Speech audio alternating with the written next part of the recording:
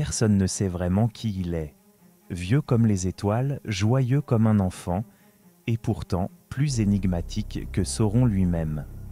Dans la communauté de l'anneau, il apparaît sans prévenir, dans une clairière oubliée du vieux bois. Il chante, il danse, il parle en rime. Il se moque des lois du monde, et l'anneau unique, ce fléau absolu, glisse sur son doigt sans effet. Tom Bombadil. Ni Elrond, ni Saruman, ni même Gandalf ne savent d'où il vient. Il ne prend part à aucune guerre, ne craint aucun mal et semble vivre hors du temps, comme si Arda n'avait jamais eu prise sur lui. Est-il un simple esprit de la forêt, un dieu farceur, ou bien quelque chose de bien plus ancien, de bien plus oublié? Et si Tom Bombadil était un Maya perdu, effacé de la mémoire des Valar eux-mêmes? Abonne-toi, et que ton pouce levé brille comme une étoile d'Erendil dans les ténèbres de l'algorithme. Avant que la lumière ne baigne le monde, avant même que les premiers snés ne s'éveillent, les Ainur chantèrent la création d'Arda. C'était une musique vaste, cosmique, tissée de volonté et de pensée. À travers elle, Eru Ilúvatar insuffla au néant les premières formes de l'existence. Parmi les Ainur, certains se levèrent plus puissants que d'autres. Ceux-là furent appelés les Valar. Ils descendirent dans le monde, prirent forme et commencèrent à modeler Arda. Les montagnes, les mers, les cieux, la lumière et les ténèbres. Ils étaient les architectes de la réalité. Mais à leur côté, à l'ombre de leur majesté, œuvrait une multitude d'esprits plus discrets, plus modestes en puissance, mais tout aussi essentiels. Les Maillards. Les Maillards n'étaient ni rois ni reines, ils étaient les messagers, les artisans, les gardiens invisibles. Ils ne créaient pas le monde, ils l'accompagnaient. Ils étaient le vent qui caresse, le feu qui éclaire ou consume, la brume qui dissimule, le murmure du souvenir. Gandalf était un Maia, tout comme Saruman, tout comme Sauron, autrefois noble esprit au service d'Olé avant sa chute. Même Méliane, la reine secrète de Doriath, épouse d'Elu-Thingol, était une Maia. Elle avait quitté les terres bénies pour aimer, pour rêver dans les bois de Beleriand, entourés de magie et de silence. Les Valar envoyèrent ces esprits en Arda avec des rôles bien définis. Guider les enfants d'Ilúvatar, préserver l'équilibre ou participer à la grande lutte contre le mal grandissant. Les Istari, les mages, vinrent tardivement pour éclairer les peuples libres. D'autres, comme Sauron, se détournèrent, préférant le pouvoir à la sagesse. Mais tous n'ont pas été décrits. Tous ne sont pas nommés dans les récits. Certains sont restés dans l'ombre, sans gloire ni chute. Et une question persiste, discrète comme une note dissonante dans une mélodie parfaite. Tous les Maillards ont-ils accepté leur rôle ? Tous ont-ils embrassé la guerre, l'ordre ou le chaos? Et si parmi eux, il y avait eu un esprit qui, dès l'aube du monde, avait dit non? Non aux guerres des dieux, non au conflit des âges, non à l'ordre, au chaos, à la domination ou à la rédemption. Un être qui aurait choisi l'inaction consciente, le retrait absolu, non par peur ni par paresse mais par principe, un Maia libre, détaché des serments, des stratégies, des chants des rues lui-même. Ce ne serait ni un traître, ni un héros, ni lumière, ni ténèbres, juste une volonté silencieuse, résolue à ne pas jouer la partition que tous les autres avaient acceptée. Et si cet esprit existait encore tapi dans un recoin du monde? Et si cet esprit avait pris racine dans les collines d'Eriador bien avant que les elfes ne chantent leurs premiers mots? Les textes de Tolkien évoquent les puissants, les célèbres, les corrompus et les valeureux. Mais que sait-on de ceux qui ont préféré le silence à la gloire, l'effacement à la légende? Tom Bombadil n'intervient pas dans l'histoire. Il ne cherche pas à convaincre. Il ne commande rien. Il n'aspire à rien. Il est. Et cela suffit. Peut-être a-t-il vu les 2 lampes s'effondrer, les arbres de Valinor briller, puis mourir. Peut-être a-t-il observé la fuite de Morgoth, la fureur de Féanor, la chute de Númenor, sans jamais intervenir. non par lâcheté, mais parce que rien de cela ne l'appelait, parce qu'il n'avait fait de promesse à personne. Il chante, il rit tardot, il vit, comme un écho vivant d'un monde avant le monde, un Maya sans mission, sans maître, sans ambition, un Maya oublié. Tom Bombadil n'a pas d'épée, pas de sceptre, pas de joyau magique, ni d'armée sous ses ordres. Et pourtant, il règne. Son pouvoir n'est pas affiché, ni conquérant. Il n'a pas besoin de lever la voix, ni d'invoquer un feu invisible. Il ne lance aucun sort, ne brandit aucun bâton, ne prononce aucune menace. Et pourtant, tout autour de lui semble s'accorder à sa volonté. Non pas par crainte, mais comme si les arbres, les collines, les ruisseaux eux-mêmes reconnaissaient en lui un ancien pacte, une harmonie oubliée. Même les esprits noirs, ces créatures liées à l'anneau, avides, insensibles, implacables, n'osent franchir les limites de son territoire. Il ne les repousse pas, il n'a pas à le faire. Il s'arrête comme si une loi plus ancienne que Sauron les empêchait d'entrer. Dans cette petite région de la Terre du Milieu, un coin de forêt, de collines et de rivières qu'il appelle simplement chez lui, Tom est un seigneur absolu.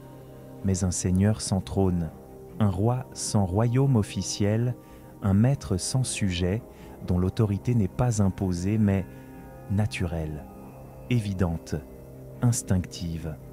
Cela vous rappelle quelqu'un ? Les Maillards, eux aussi, peuvent influer sur le monde sans fracas. Méliane entourait Doriath d'une barrière invisible que même les rois n'osèrent de franchir. Gandalf, guidé par la parole, par la lumière, par la foi. Sauron, même dépouillé de forme, répandait la terreur par son nom seul. Leur pouvoir, bien que dissimulé, restait palpable, immense. Tom, lui, ne force rien, il ne s'impose pas. Et pourtant, il est plus intouchable que tous les seigneurs d'Arda. Lorsqu'il prend l'anneau, il ne disparaît pas, il ne chancelle pas, il ne se trouble pas. Il rit, comme s'il tenait dans la main une bague de pacotille trouvée au bord d'un chemin, et il la rend, sans hésiter, comme si ce poids, qui ronge les plus forts, glissait sur lui comme la pluie sur une feuille. Son pouvoir ne vient pas de ce monde, ou plutôt il est d'un monde plus ancien, plus vaste, que même les plus sages ont oublié. Son apparence d'ailleurs dérange presque. Un vieil homme fantasque, joyeux, aux bottes jaunes, à la barbe ébouriffée. Un personnage tout droit sorti d'un conte d'enfant. Et pourtant, n'est-ce pas justement ce que les Valar ont demandé aux Istari lorsqu'ils les envoyèrent en Terre du Milieu ? De se présenter sous une forme humble, humaine, vulnérable, de cacher leur vraie nature pour inspirer plutôt que dominer. Gandalf n'est qu'un vieil homme. En apparence, Saruman aussi. Radagast, quant à lui, se fond dans la forêt. Mais tous dissimulent une essence de feu céleste. Et Tom, ne serait-il pas, lui aussi, un esprit vêtu d'humilité ? Sauf qu'à la différence des Istari, Tom n'a reçu aucun ordre. Il n'a pas été envoyé, il ne fait partie d'aucune mission. Il était déjà là, avant les forêts, avant les elfes, avant Sauron. Certains chuchotent même qu'il fut le premier à poser le pied en Arda, bien avant que les Valar ne l'éclairent de leurs travaux. Peut-on imaginer un Maya si ancien qu'il aurait précédé l'appel, ou un esprit qui, entendant la grande musique, aurait choisi de ne pas jouer sa partition ? Pas par orgueil, comme Melkor, pas par haine, mais par détachement, une neutralité absolue. Cela expliquerait son désintérêt complet pour les affaires du monde. Les guerres, les querelles, les alliances, les serments, tout cela lui glisse dessus comme l'eau sur la pierre. Même l'anneau, concentré de volonté pervertie, ne semble pas l'effleurer. Tom n'aspire à rien, il n'attend rien, il n'espère rien, il est, et cela suffit. Peut-être est-il un Maya qui a échappé à tous les rôles. Ni serviteur, ni rebelle, ni guide, ni ennemi. Un esprit pour qui l'histoire n'a jamais vraiment commencé. Un fragment du monde ancien, intact, libre, oublié. Tom Bombadil n'est mentionné dans aucune des grandes chansons des Haies. ni dans les annales du Premier Âge, ni dans les récits des elfes, ni dans les visions de Fëanor ou de Mandos. Il ne figure dans aucune prophétie, aucun Valar ne l'évoque, aucune lignée ne se réclame de lui. Et pourtant, il est là, bien réel, plus ancien que la mémoire des arbres. Alors, comment expliquer cette absence totale de souvenirs, ce vide autour de sa figure? Peut-on vraiment croire que les Valar, ces êtres omniscients qui scrutent le monde depuis Valinor, puissent simplement l'ignorer? À moins qu'il ne s'agisse pas d'un oubli, mais d'un choix. Certains murmurent que Bombadil aurait été un Maia comme les autres, à l'origine. Un esprit envoyé au début du monde, avec une mission, une fonction, un rôle à jouer dans la grande musique des Rû Ilúvatar, mais qu'il aurait refusé. Refusé de choisir un camp, refusé d'entrer dans le jeu du pouvoir, du conflit, du destin. Un Maia dissonant, pas corrompu comme Sauron, pas rebelle comme Melkor, juste indépendant, trop indépendant. Face à cela, les Valar auraient pu réagir de deux manières, le punir ou l'oublier. Et peut-être ont-ils choisi la seconde, car Bombadil, en se retirant du chant, en se coupant de la symphonie originelle, a cessé d'exister dans la conscience même des autres puissances. Il est devenu une note muette, inaudible, mais toujours présente. Un silence dans la musique, cela expliquerait pourquoi ni Gandalf, ni Elrond, ni même Saruman ne parviennent à le comprendre. Il n'appartient pas à leur monde. Il n'est ni en dedans, ni en dehors, il est ailleurs. Mais pourquoi alors n'a-t-il pas été rappelé à Valinor? Pourquoi les Valar n'ont-ils pas cherché à le ramener, à le convaincre, à le ramener dans le cœur? Et si son refus était en réalité une forme de sagesse, une sagesse si pure, si radicale, que même les Valar n'auraient pas osé la contrarier, car Tom ne veut pas régner, il ne veut pas dominer, il ne veut même pas sauver, il veut être libre, libre du bien, libre du mal, libre du temps. Et peut-être que les Valar, dans leur grandeur, ont compris cela. Peut-être ont-ils accepté ce choix comme on accepte une étoile qui s'éteint, non pas par caprice, mais par nature. Ou bien, autre hypothèse, plus sombre, peut-être que Bombadil est le témoin d'un échec, le rappel silencieux qu'un Maia a pu tourner le dos à la grande harmonie sans devenir un ennemi, mais sans être pardonné non plus. Un exilé, non pas puni, mais ignoré, condamné à l'indifférence. Son absence dans les récits pourrait alors être la marque d'un oubli volontaire, une sorte de bannissement doux, discret mais définitif, car dans la pensée des Ainur, celui qui refuse de chanter ne mérite peut-être même pas d'être écouté. Et pourtant, son chant résonne encore quelque part entre les arbres, étrange, simple, joyeux, hors du monde mais dans le monde, comme une vérité que l'on n'ose pas nommer. Tom Bombadil ne combat pas, il ne juge pas, il ne cherche ni à régner, ni à convaincre, ni à sauver. Il ne répond à aucun appel, il ne se laisse jamais prendre dans les filets du destin, ni dans les peurs du futur. Il est un pas de côté dans un monde tout entier, tendu vers la guerre et la chute, un être détaché qui semble regarder la terre du milieu comme on regarde un rêve étrange, lointain, que l'on choisit de ne pas interrompre. Il vit simplement. Et cela le place au-delà, au-delà du bien et du mal, au-delà du pouvoir, du conflit, de la volonté même de changer le monde. Il est peut-être ce que nul autre n'a jamais été, un témoin éternel mais silencieux. Une énigme posée entre deux âges, entre deux notes d'une musique cosmique que lui seul a cessé d'écouter. Son oubli n'est peut-être pas un accident, c'est peut-être au contraire une forme de préservation, car en oubliant Tom, les Valar l'ont laissé libre. En l'excluant des récits, ils l'ont protégé.